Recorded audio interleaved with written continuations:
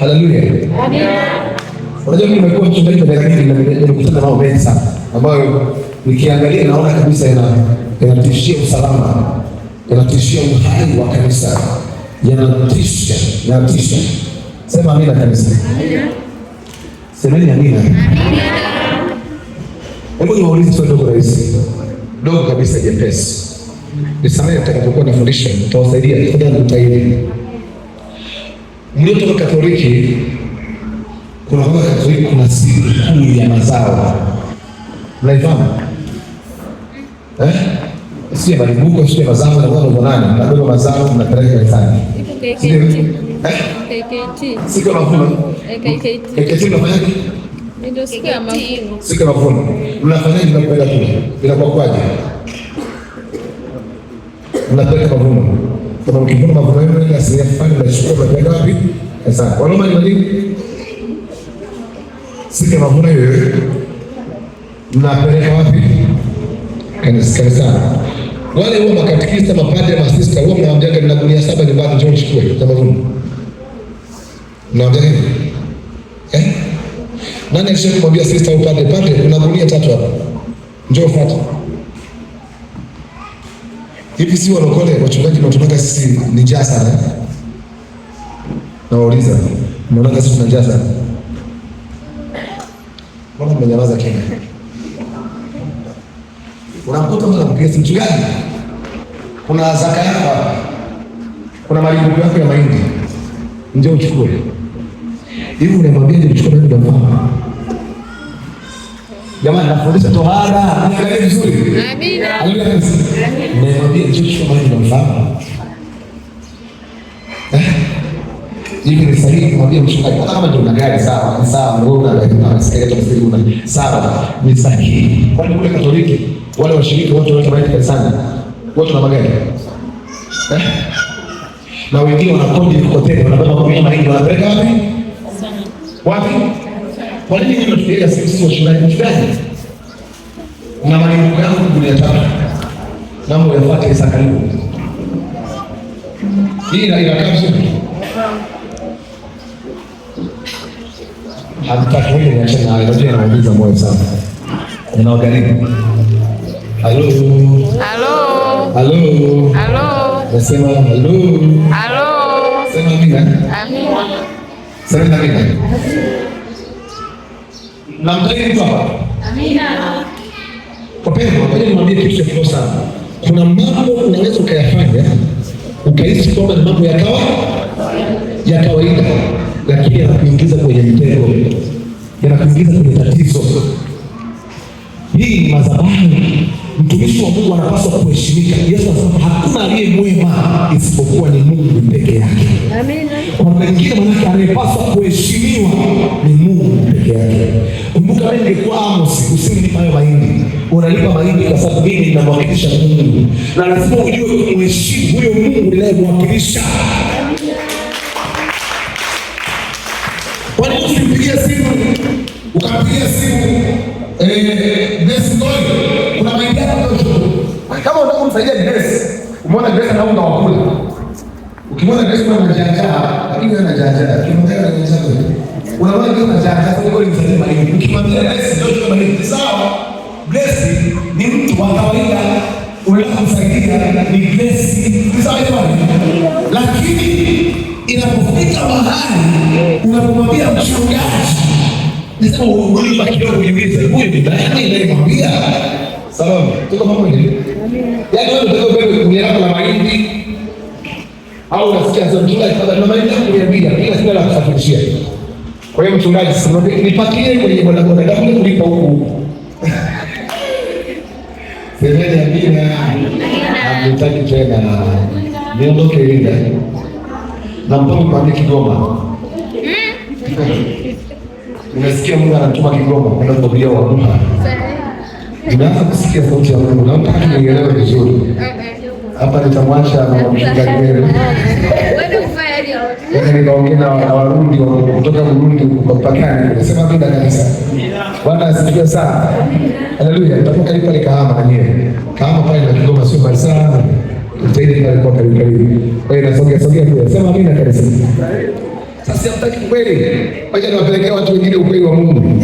Tunakumbuka Yesu alipokuwa amehubiri ndio kwenye sinagogi pale, wakamchukua wakamsukumiza nje kule. Yesu sema akajifukuta vumbi huyo, akaenda mji mwingine. Lakini wacha mji mwingine kwa ajili ya ufalme. Sema amina kanisa. Mnanielewa ndugu zangu kwa Mungu? Kuna mambo kama haya lazima tujifunze kutahiriwa. Msifanye nini wakuu kuliko mchungaji wenu. Kwanza nawaambia watu siku zote unafikiria kumpa pasta pesa, kumpa pasta si nguo, kumpa pasta si chakula, kumpa pasta si kitu gani, nataka ujue haumsaidii mchungaji ila wewe unalitii neno la Mungu. Yaani tukifika hapo ndugu zangu, tukifika hapo, unajua wakati haya anaongea, unakuta kuna watu wanatoa pesa kwa mchungaji lakini hawaoni baraka. Anapeleka anamwambia mtu suti lakini mwenyewe anavaa nguo za ajabu. Hakuna mtu aliwahi kumpa mtu mchungaji akanunulia mtu suti hata avaa manyakunyapa. Ukiona unavaa manyakunyapa ulijitwalia sifa. Kuna mahali ulitoa sifa za Mungu. Kuna mahali ulichukua. Ukiona mtu anampa mchungaji chakula alafu unakula kwa shida, kuna mahali umejitwalia utukufu. Mungu hashughuliki na mtu aliyejitwalia utukufu. Kwa sababu kama wewe unataka sifa, Mungu anasema okay, kwa sababu wewe unataka sifa, basi mpe mtu suti, wewe baki na sifa. Kwa hiyo Mungu anaondoa baraka, anakuachia nini? Sifa.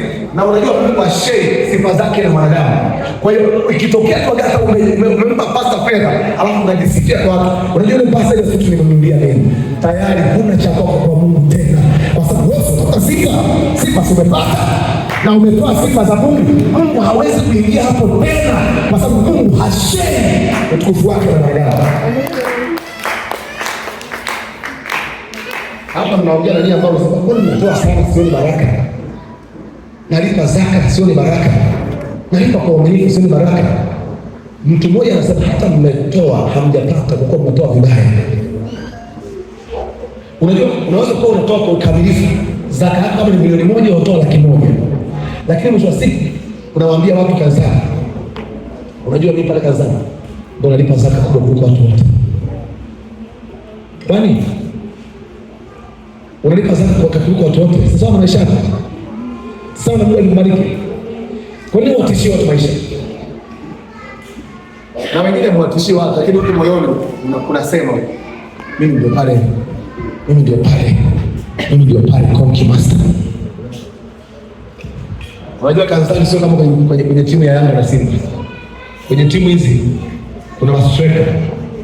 Yaani hiyo unasikia chama au chama kwenye Simba sio chama. Yule lazima apangwe. Yaani akiwa mzima lazima nikose. Lazima apangwe. Yaani yule jamaa hawezi kukaa nzee. Yaani lazima. Yaani kwa sababu kama mchezaji mazoezi kabisa kwa madada. Ndio maana hata alifunga bao la hivi. Unaelewa vizuri? Yaani unaona kama sifa zimemjaa. Yaani bao la chama. Sasa hili bao la chama. Yaani anajaza sifa. Kanisani hakuna bao la chama ndugu zangu. Kanisani hakuna ile bao lilifungwa la kimataifa. Kanisani tukishaanza kufanya yote tunarudi kwa magoti, tunasema sisi ni watendakazi tusio na Mungu.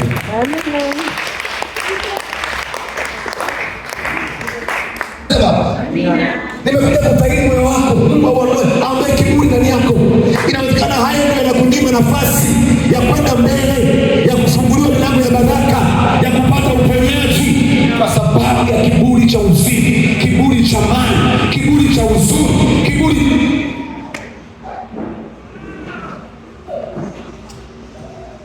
Unaelewa? Watu wa Mungu. Amina. Wakati kuna point unajifunza, sasa mchungaji unanifundisha kitu cha kiroho hapa. Amina. Bwana asifiwe sana.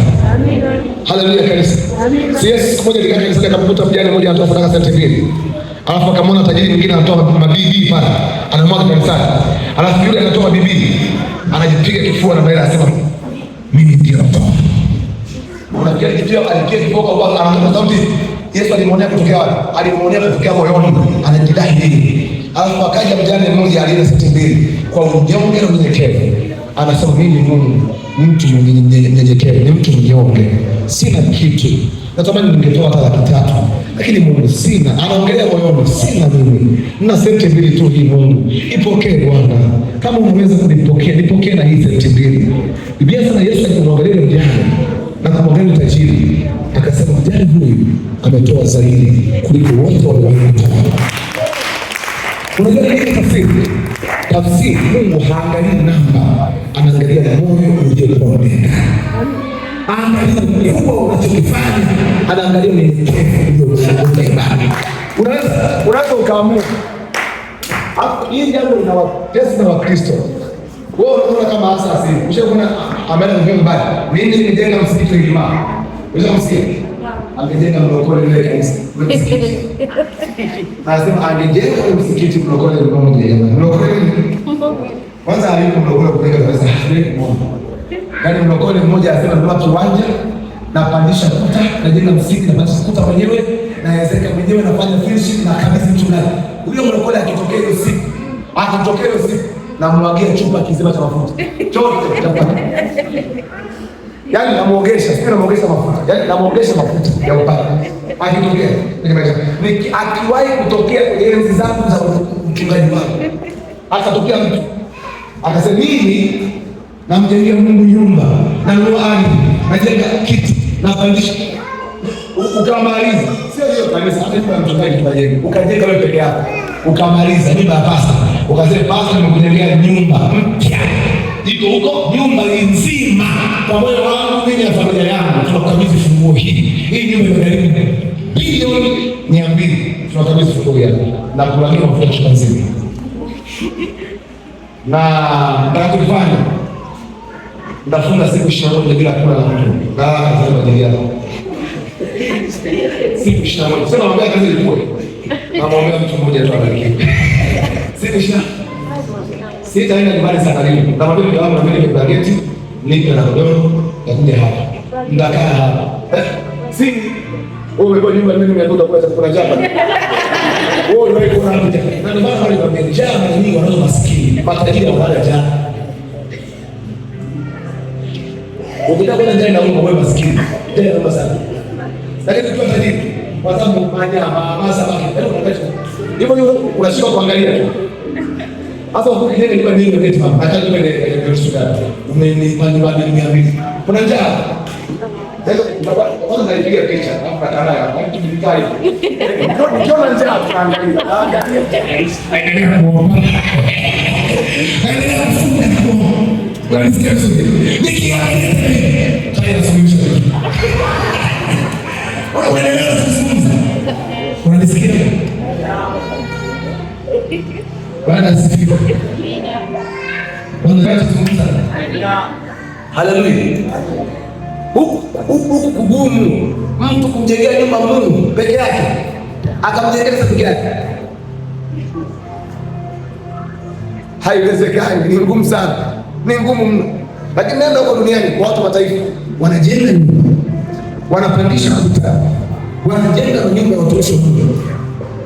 Wanafanya vitu vikubwa na ukiangalia wamepondeka. Naangalia Waislamu jamani. Waislamu watu waliopondeka sana. Waislamu ni watu waliopondeka hujawahi kuona.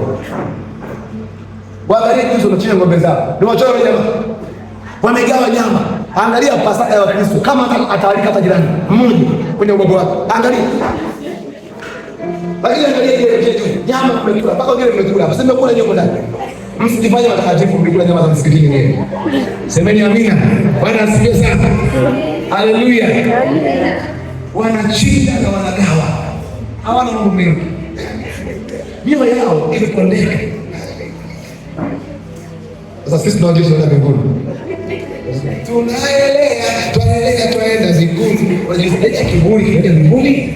Na huu uchovu unaenda mbinguni? Unaelewa unaenda wapi? Kasi mwambie Farao nimeokoka. Sitarudi tena Misri. Jamani.